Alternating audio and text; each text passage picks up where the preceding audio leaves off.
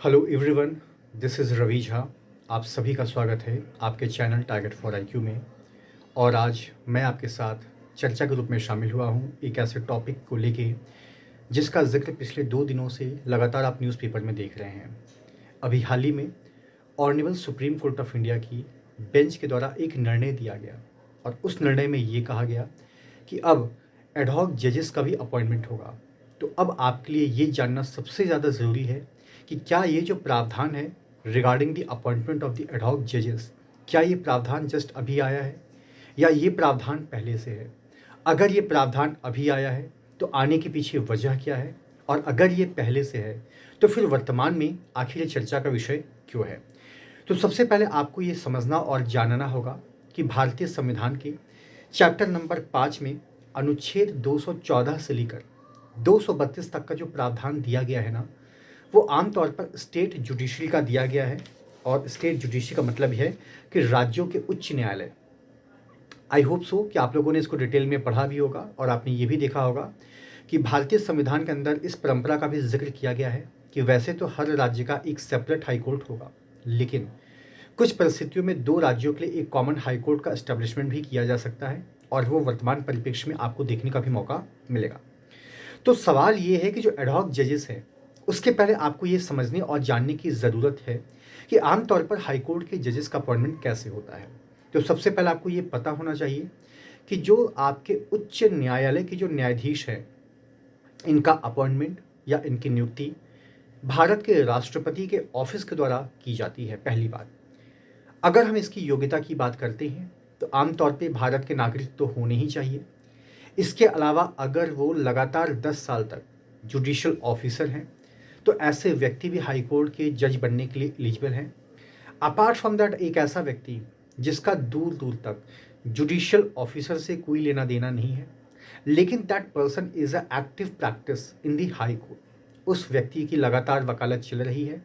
तो ऐसे व्यक्तियों को भी हम ये मानकर चलते हैं कि that person is competent to be appointed for the post of the honourable जजेस ऑफ द हाई कोर्ट। अब यहाँ पे अगर हम देखें तो हमें साफ तौर पे भारतीय संविधान में देखने को मिलता है कि यूजुअली अगर कोई व्यक्ति हाई कोर्ट का न्यायाधीश अपॉइंट होता है, ठीक है, तो अमूमन उनका जो कार्यकाल होता है वो 62 साल तक ही होता है। यानी कि 62 साल के समय में उनका रिटायरमेंट हो जाएगा, जो भी उनके बर्थडे का नेक्स्ट वर्किंग डे या सेम वर्किंग डे होता है। हाँ, अगर उससे पहले चाहे तो वो अपना इस्तीफा भारत के राष्ट्रपति को भेज भी सकते हैं या उनके खिलाफ महाभियोग की प्रक्रिया को भी इनिशिएट किया जा सकता है। अब सवाल यहाँ पर यह आता है कि जो कंट्रोवर्सी या जो आपका पॉइंट निकल कर आ रहा है एडहॉक जजेस का, आखिर इसकी ज़रूरत क्यों पड़ी। तो अभी हाल ही में honourable supreme court of India की जो बेंच बैठी थी, जिसके अंदर आपके honourable chief justice of India Sanjeev Khanna, honourable justice B.R. Gavai और ऑनरेबल जस्टिस सूर्यकांत की बेंच ने ये कहा कि अब चूंकि क्रिमिनल केसेस के अंदर पेंडेंसी इतनी ज़्यादा बढ़ गई है कि जो वर्तमान की डिफरेंट स्टेट्स की हाई कोर्ट की जो स्ट्रेंथ है वो नाकाफ़ी है। यानी कि हमें और भी मेंबर्स की ज़रूरत है, हमें और भी जजेस की ज़रूरत है। उन ज़रूरतों को ध्यान में रखते हुए अब वक्त आ चुका है कि हम एडहॉक जजेस का भी अपॉइंटमेंट करें। लेकिन सवाल फिर से वहीं पे निकल के आ जाता है कि आखिर इसकी ज़रूरत क्यों पड़ रही है और क्या ये प्रावधान पहले से है। तो जब आप भारतीय संविधान के अनुच्छेद 224A को देखते हैं तो वहाँ पे एडहॉक जजेस का प्रावधान भी किया गया है, जिसमें ये कहा जाता है कि अगर किसी राज्य के हाई कोर्ट के मुख्य न्यायाधीश को लगता है कि हमें अपनी स्मूथ फंक्शनिंग के लिए और भी एडिशनल जजेस की ज़रूरत है, तो वो भारत के राष्ट्रपति से एक निवेदन करता है और भारत के राष्ट्रपति उसके आग्रह पे या उसकी एप्लीकेशन पे विचार करते हैं, विमर्श करते हैं और उस आधार पे एक ऐसा व्यक्ति जो ऑलरेडी हाई कोर्ट के जज बनने की योग्यता रखते हैं, या माफ़ कीजिएगा, एक ऐसा व्यक्ति जो ऑलरेडी हाई कोर्ट के जजशिप से जिनका रिटायरमेंट हो चुका है, ऐसे व्यक्तियों को एडहॉक जजेस के रूप में अपॉइंट किया जाता है। लेकिन अगर आप उसी अनुच्छेद 224A को देखते हैं ना, तो आपको ये भी पता चलता है कि इनको सैलरी, सुविधाएं, वेतन, भत्ते सब एज इट इज़ मिलेंगे, लेकिन इनको एज ए जज कंसीडर्ड नहीं किया जाएगा। तो जब honourable supreme court of India ने देखा कि पेंडेंसी ऑफ केसेस बहुत ज़्यादा है और उसमें भी सबसे ज़्यादा वो केसेस पेंडिंग है जिनका संबंध क्रिमिनल अपील से है। आपको जानकारी होगी कि यूजुअली जो अपील के मैटर होते हैं ना, वो हमेशा डिवीज़न बेंच में ही सुने जाते हैं। तो इन सारी चीज़ों को ध्यान में रखते हुए honourable supreme court of India ने एक कंडीशन जो काफ़ी पहले लगाई गई थी, और उस कंडीशन में ये कहा गया था कि किसी भी स्टेट की हाई कोर्ट की जो मौजूदा स्ट्रेंथ है,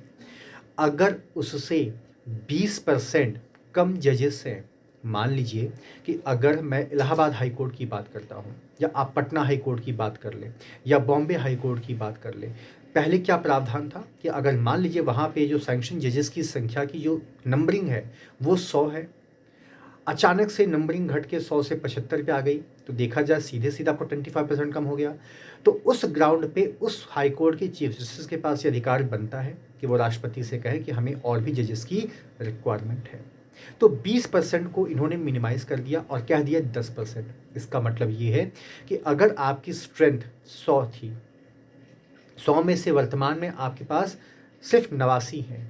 या 90 हैं, तो भी आप डिमांड कर सकते हैं, क्योंकि आप उस 10% के क्राइटेरिया को मीट आउट कर रहे हैं। और उस क्राइटेरिया को मीट आउट करने के बाद जो एडहॉक जजेस का अपॉइंटमेंट होगा ना, उसकी संख्या की अगर हम बात करते हैं तो वो अमूमन 2 से 5 के बीच में होगी, पहली बात।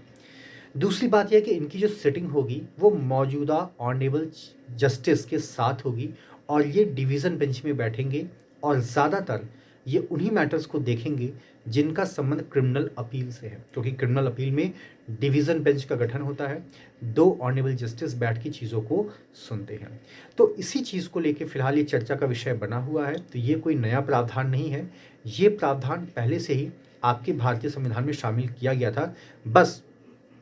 पहले जो क्राइटेरिया आपका 20% का था ना, उसको घटा के 10% कर दिया गया। ये तो रही पहली बात। यहाँ पे एक चीज़ मैं आपके साथ और शेयर करना चाहता हूँ कि अमूमन जब भी कोई व्यक्ति जो जुडिशियल ऑफिसर है या एक्टिव प्रैक्टिस में है और उसका नाम अगर हाई कोर्ट जज के लिए रेकमेंड किया जाता है, तो इनिशियल लेवल पे उनका जो अपॉइंटमेंट होता है ना, उस लेवल को हम बोलते हैं एडिशनल जस्टिस। एडिशनल जस्टिस का मतलब ये होता है कि यूजुअली उनका भी एक पीरियड होता है प्रोबेशन टाइप का, 2 साल का। 2 साल के बाद एक बार फिर से उनको उनके पद और गोपनीयता की शपथ दिलाई जाती है। तो अगर हम हाई कोर्ट के कंटेक्स्ट में न्यूली जजेस की बात करते हैं तो ये 2 बार शपथ लेते हैं। पहली बार शपथ ये जब इनका अपॉइंटमेंट एज ए एडिशनल जज होता है, और सेकेंड टाइम तब लेते हैं जब इनका अपॉइंटमेंट एज ए परमानेंट जज होता है। अब इसके अलावा एक चीज़ आपको और जाननी चाहिए, वो बात ये है कि यूजुअली हाई कोर्ट के जो जस्टिस होते हैं या जो चीफ जस्टिस होते हैं, उनको शपथ कौन दिलाता है? तो आमतौर पे इनको शपथ दिलाने की जिम्मेदारी होती है उस राज्य के राज्यपाल की। अगर राज्यपाल किसी कारण से एब्सेंट है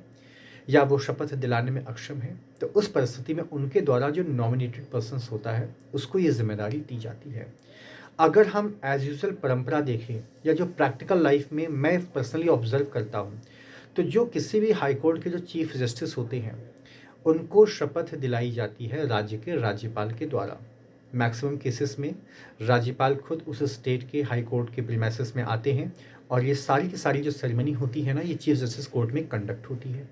लेकिन जब हम बात करते हैं अदर जजेस के ओथ सेरेमनी का, तो usually this is not practically possible कि हर बार राज्यपाल भवन से या राजभवन से आपके पास नोटिस है या आपको वक्त दिया जाए।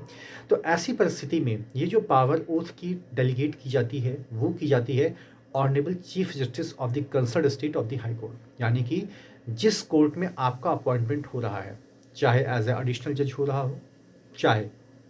एज अ परमानेंट जज ही क्यों ना हो रहा हो, तो वहाँ पे अगर आप चीफ जस्टिस नहीं हैं तो आप ये मान के चलिए 99% केसेस में आपकी जो ओथ सेरेमनी होती है ना, वो by the honourable chief justice of the concern high court के द्वारा ही कंडक्ट की जाती है। लेकिन जब हम चीफ जस्टिस के केस की बात करते हैं तो ऐसे केसेस में यूजुअली राज्यपाल के ऑफिस से आपको वक्त भी दिया जाता है, और आमतौर पर राज्यपाल ही आपकी ओथ सेरेमनी को प्रॉपर कंडक्ट कराते हैं। तो अगर ये एडहॉक जजेस की अगर हम बात करते हैं, तो अब यहाँ पे एक सवाल मन में और भी रेज हो सकता है कि क्या ये सिर्फ क्रिमिनल केसेस की पेंडेंसी को ही मिनिमाइज़ करने के लिए है या सिविल केसेस को इसमें शामिल किया गया है? तो देखिए, इसके अंदर अभी जो ज़्यादातर फोकस है वो आपका क्रिमिनल अपील से ही रिलेटेड है, लेकिन ऐसा हो सकता है या हो सकता है कि आमतौर पे इसके अंदर सिविल मैटर्स को भी शामिल किया जाए, क्योंकि उसके भी बहुत सारे ऐसे मैटर्स होते हैं जो यूजुअली आपको डिवीज़न बेंच में देखने को मिलते हैं। Thank you so much to all of you for all your love and support to the team of target for IQ। Thank you so much.